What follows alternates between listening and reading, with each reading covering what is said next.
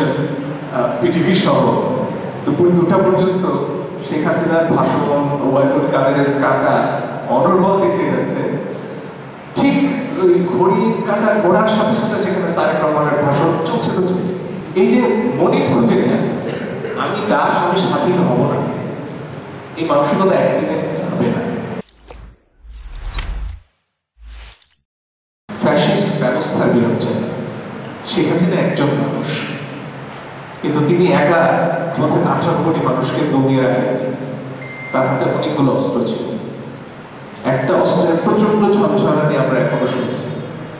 এই অঞ্চলের সাম্রাজ্যবাদী শক্তি, তাই না? ভারত।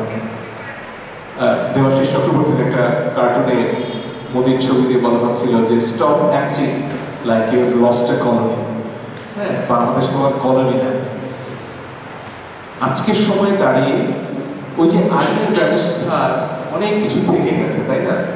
যেখানে একজন শিক্ষক নিজেকে ছাত্রের চেয়ে বেশি ক্ষমতাশালী মনে করেন, একজন ওসি, একজন ইউএনও, একজন জেলা প্রশাসক, নামের মধ্যে তো তার প্রশাসক দেয়া আছে, তাই না?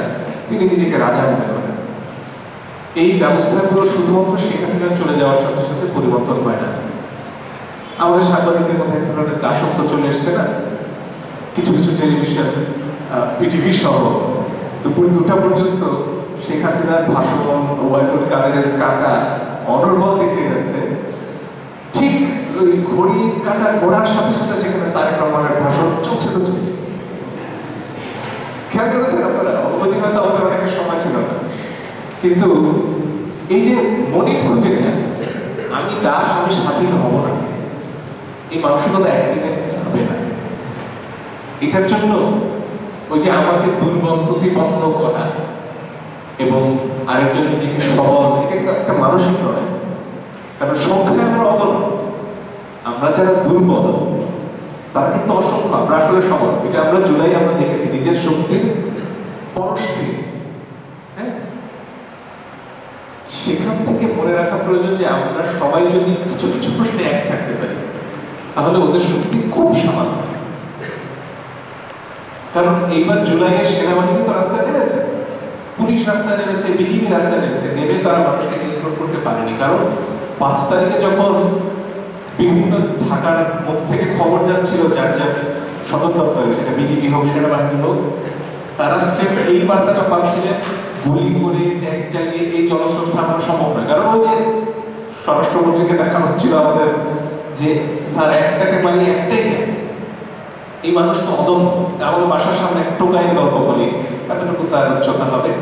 ওই পাশে মোহাম্মদপুর থানার দিকে মানুষজন ছুটে যাচ্ছে, টিয়ার শেল আসছে, ছাত্রলীগ গুলি করছে সমানে।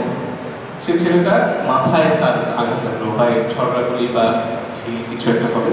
সে ছুটে পালিয়ে আসলো, মানে পালাচ্ছে, মানে তাকে একরকম ধরে হাসপাতালের দিকে নিয়ে আনলো। আর এই পাশে রিক্সাওয়ালারা একজনের পর একজন অপেক্ষা করছেন আহতদের নেবার জন্য। এসব ঠিক আমাদের বাড়ির সামনে হচ্ছে। 15 মিনিট হবে, এরপরে দেখি সেই ছেলেটা তীর বেগে আবার ওই সামনে দিকে গুলি আসছে, ওদিকে ছুটে যাচ্ছে। এই হচ্ছে আমাদের দেশের মানুষের অদম্য শক্তি। ব্রিটিশদের তরফ থেকে একটা প্রচারণা ছিল না, বাঙালি হিরু, বাঙালি যুদ্ধ জানে না। কেন? কারণ হচ্ছে 1857 বিপ্লবের একটা বড় শক্তি ছিল বাঙালি। বাঙালি এই অঞ্চলের সবচেয়ে বিদ্রোহী জাতি। সেই কৈবর্ত বিদ্রোহ বলি আর পরের বিভিন্ন সময় আমাদেরকে দীর্ঘদিন শাসন করা সম্ভব না। আমরা খুব দ্রুতই নিজেদেরকে গুছিয়ে নিয়ে মাথা তুলে দাঁড়াই। চির উন্নত অবশ্যই নজরুল যে বলেছিলেন, আবু সাইদ যেটা ধারণ করেছেন তার পুরো শরীর দিয়ে, এটাই তো আমাদের চরিত্র।